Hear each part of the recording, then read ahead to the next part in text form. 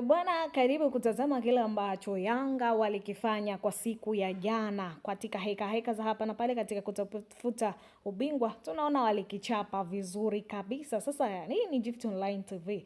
Endelea kusubscribe, kushare, kulike, kucomment ili uzidi kupata taarifa sahihi kwa wakati ulio kamili. Katika pita zangu nikakutana na kitu ambacho kiliweza kuibua story kubwa kwa siku ya jana. Kama tunavyoelewa, siku ya jana walicheza Azam pamoja na Young Africa. Yanga waliweza kukichapa dakika zile za mwanzo kabisa, wakaonyesha ubora wao, wakatuonyesha ufundi wa kwao, lakini kikosi cha Yanga kimefanikiwa kutinga hatua ya fainali ya Kombe la Muungano baada ya kuibuka na ushindi wa mabao 2-1 dhidi ya Azam FC katika mchezo uliokuwa na ushindani mkubwa na kasi ya hali ya juu tangu dakika zile za mwanzoni kabisa. Lakini Yanga walianza vyema mchezo huo kwa kuonyesha dhamira ya mapema ya kutafuta ushindi, ambapo mshambuliaji wao hatari Prince Dube alifungia timu yao bao la kuongoza mapema kabisa dakika ya 5, akimalizia pasi safi kutoka kwa kiungo mshambuliaji Alan Okolo. Bao hilo liliwapa Yanga morali mkubwa na kuwafanya waendelee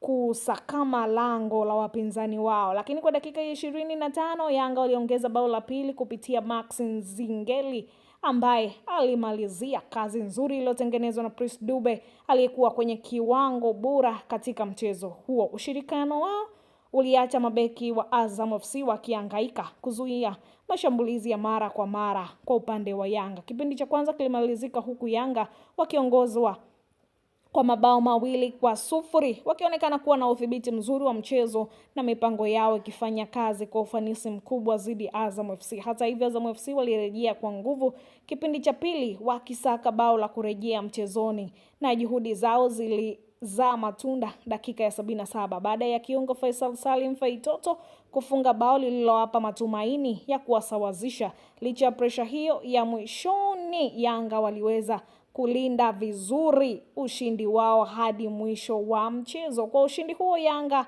wanajihakikishia nafasi ya kucheza fainali ya Kombe la Muungano, wakionyesha ubora na udhabiti mkubwa unaowapa matumaini makubwa ya kutoa taji hilo katika mchezo huo wa jana. Sasa mimi na wewe tuendelee kufuatilia. Tunaambiwa bwana, huyu Faisal mtoto bado hajaamka kwa kila alichokipata jana.